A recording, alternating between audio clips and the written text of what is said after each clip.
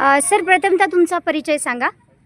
Me Dinesh Hanumante, Republic Party of इंडियाचा महाराष्ट्र राज्याध्यक्ष.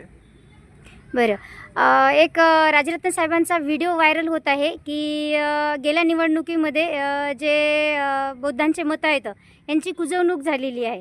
तर काय हेच खरं कारण आहे तुम्ही राजकारणात यायचं?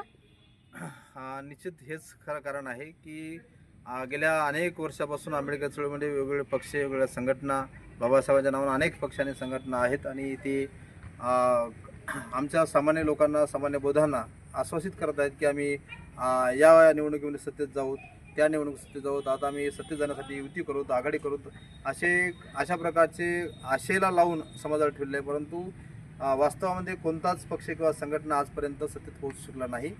या गेल्या मागच्या 2019च्या आणि 24च्या निवडणुकीत देखील लोकसभेच्या असा आमचा अनुभव आला की आमच्या